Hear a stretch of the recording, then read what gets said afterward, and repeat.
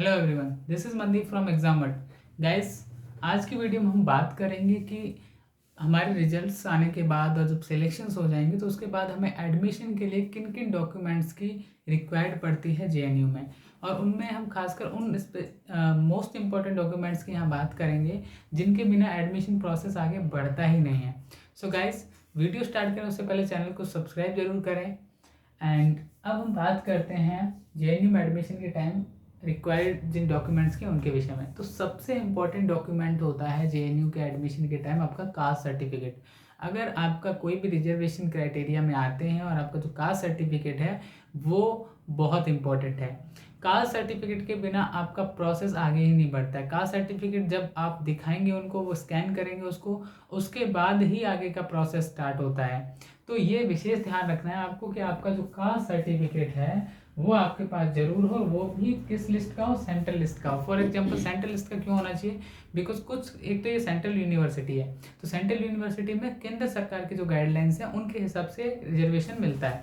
Suppose that अगर हम बात करते हैं जो एक जैसे जाट कैटेगरी आता है, जो मैं वैसे जिक्र नहीं करना चाहिए, लेकिन एक नॉर्मल सी बात है कि जो जैसे जाट कम्युनिटी है, तो अगर हम बात करें राजस्थान में बात करते हैं तो आधे राजस्थान के 2-3 जिलों को छोड़ के वो पूरे राजस्थान में ओबीसी में आते हैं। लेकिन सेंट्रल लिस्ट है, जो सेंट्रल लिस्ट में वो सभी के सभी जनरल में इंक्लूड किए जाते हैं। तो ये ध्यान रखना है कि आप सेंट्रल लिस्ट में किस कैटेगरी में आते हैं। स्टेट में किस में आते हैं फ़र्क नहीं पड़ता है, लेकिन अगर सेंट्रल में आप ओबीसी में है, एससी में है, एसटी में है, वो आप जरूर चेक कर लीजिएगा। तो कास्ट सर्टिफिकेट आपका सेंट्रल लिस्ट के हिसाब से तैयार करवाइएगा। ओके, स्टेट वाला बिल्कुल नहीं चलेगा।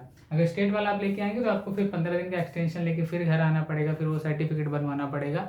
तो आपकी बार बार भाग दौड़ से बचने के लिए ध्यान रखें कि सेंट्रल लिस्ट का सर्टिफिकेट तैयार करवाएं रिजल्ट आते ही। दूसरा जो इम्पोर्टेंट है वो है आपका इनकम सर्टिफिकेट। अब इनकम सर्टिफिकेट आपको एडमिशन टाइम पे जब एडमिशन लेते हैं उस टाइम बिल्कुल नहीं देना होता है। इनकम सर्टिफिकेट की आपको रिक्वायरमेंट पड़ती है जब आप हॉस्टल आपको मिल जाता है, और हॉस्टल मिलने के बाद भी जब आप एमसीएम के लिए अप्लाई करते हैं, जो आपको एमसीएम मिलता है जेएनयू में, हर छात्र को 2,000 रुपये पर मंथ एमसीएम मिलता है ताकि वो अपने हॉस्टल के जो मैस बिल के चार्जेस हैं उनको पे कर सके। इसीलिए कहा जाता है कि जेएनयू में हॉस्टल वगैरह अगर निकाल लें तो साल के 7-8 हज़ार या 10,000 से ज़्यादा खर्च नहीं हो पाते हैं। ठीक है, क्योंकि एक वो 6,500 जो दिया जाता है वो एज ए गारंटी के तौर पर दिया जाता है। तो ये जो 2,000 जो हमें एमसीएम मिलता है हॉस्टल का मैस बिल भरने के लिए, तो ये जब हम अप्लाई करेंगे अपने सेंटर से, उस टाइम हमें अपना जो ओरिजिनल इनकम सर्टिफिकेट है वो शो करना होगा वहाँ पे। ठीक है, उसके साथ अगर हम बात करते हैं कि मार्कशीट की बात करें, तो हमारी जो लास्ट क्लास की मार्कशीट है, सपोज दैट आपने बीए में अप्लाई किया है और आप ऑलरेडी ग्रेजुएटेड हैं, तो आपने, और ये चीज़ जो ग्रेजुएशन वाली है आपने मेंशन भी ऑलरेडी कर रखी है फॉर्म में, तो आपको वहाँ पे 12th की तो दिखानी ही दिखानी होगी, साथ ही साथ आपका जो बीए का है वो भी वहाँ पे शो अप करना होगा।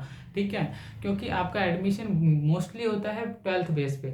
बीए में आप एमए में अप्लाई करें तो आपको केवल ग्रेजुएशन जो है उसकी मार्कशीट वहाँ पे शो अप करनी होगी। ठीक है, फोटोकॉपी लगती है उनकी, ओरिजिनल मार्कशीट का रिक्वायरमेंट नहीं होता है वहाँ। तो ये जो मार्कशीट है आपका, और मार्कशीट देखो एक चीज़ और है, मार्कशीट इसलिए भी इंपॉर्टेंट हो जाती है क्योंकि वो ये भी चेक करते हैं कि जब क्वार्टाइल मार्क्स आपके मिलते हैं, कई बार क्या करते हैं स्टूडेंट झूठा कर देते हैं, यस यहाँ हम क्वार्टाइल में आते हैं, तो वो ये भी चेक करते हैं कि आपने जहाँ से अपना लास्ट क्लास कंप्लीट किया है वो क्लास जिस डिस्ट्रिक्ट में है वो डिस्ट्रिक्ट क्वार्टाइल में है कि नहीं है, तो वो वहाँ पे अंदर जो कॉन्फ्रेंस रूम है वहाँ चेक होता है। उसके बाद हम आते हैं माइग्रेशन या अदर सिमिलर। अगर आपके पास, आपने मान लो 12th किया है अभी, तो आपके पास माइग्रेशन 100% होगा। लेकिन कई बार क्या होता है हम लोग कॉलेज में एडमिशन लेने से प्रॉब्लम हो जाता है। अगर आपने मेंशन किया है वहाँ पे या माइग्रेशन आपके पास सेफ है तो उसे, या फिर जो भी कॉलेज में भी अगर आपने एडमिशन लिया हुआ था, तो वो जो लास्ट जो आपको सर्टिफिकेट मिला होगा एक्सपेक्ट मार्कशीट, वो आपको वहाँ पे सबमिट करना होगा। और उसके साथ अगर हम, एक आता है गैप सर्टिफिकेट। गैप सर्टिफिकेट को लेके बहुत परेशान है स्टूडेंट, बहुत सारों ने कहा सर ये गैप सर्टिफिकेट क्या होता है।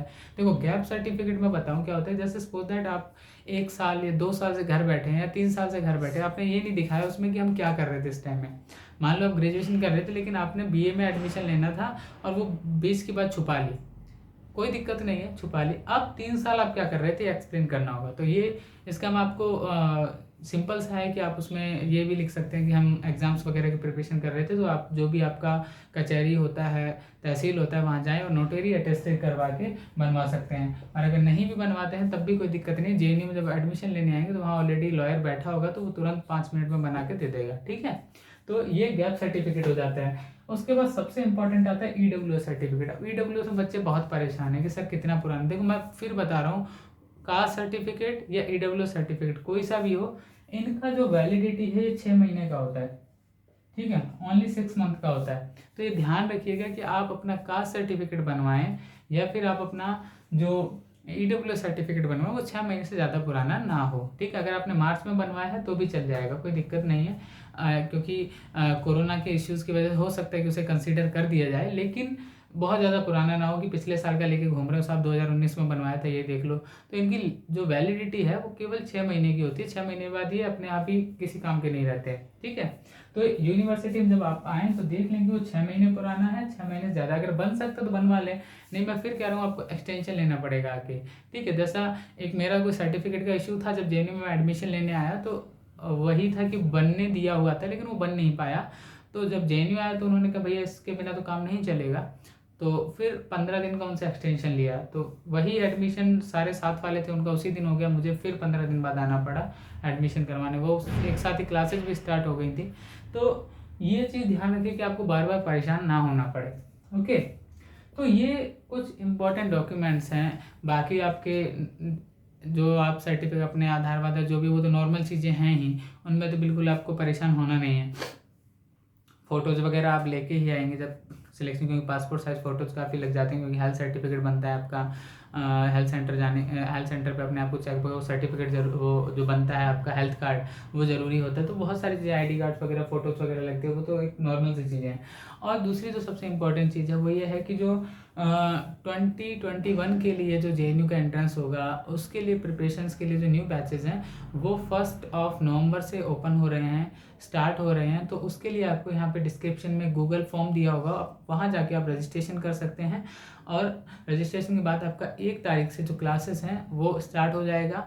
1 से लेके हम जो दिसंबर 1 होगा तब तक केवल बेसिक्स करेंगे, और उसके बाद एकदम properly with whole syllabus, with कहीं की जो भी नई चीज़ें हमने देखी वो सारी चीज़ें हम ऐड करते हुए चलेंगे उसमें। तो जो क्लासेस हैं वो 1 नवंबर से स्टार्ट हो रही हैं। डिस्क्रिप्शन में गूगल फॉर्म दिया गया है, वहाँ पे जाके आप अपना गूगल फॉर्म भरें। आप बीए के लिए अप्लाई कर रहे हैं, मास्टर्स के लिए, किसके लिए अप्लाई कर रहे हैं वहाँ पे मेंशन जरूर करें। देन ये डॉक्यूमेंट्स जो हैं या बनवा लें अगर आपको लगता है कि हाँ हमारा सिलेक्शन इजीली हो जाएगा, क्योंकि एक आइडिया तो लग ही जाता है कि हाँ यार हम 80 स्कोर कर रहे हैं, 90 स्कोर कर रहे हैं, तो एक आइडिया रहता है हमारे पास। तो अगर आपको अभी लगता है कि हम क्रैक कर लेंगे एग्ज़ाम, दैट्स नॉट प्रॉब्लम। लेकिन अगर नहीं, अभी सस्पेंस में है, तो आप आंसर की आ जाए, उसके बाद अपना डॉक्यूमेंट बनवा सकते हैं। Okay, so all the best for results. Answer keys वगैरह जैसे ही आती हैं या फिर जो रिजल्ट्स जैसे भी आएंगे, कोई भी अपडेट आएगा जेएनयू से जुड़ा हुआ आपको यहाँ मिल जाएगा। चैनल को सब्सक्राइब जरूर करें।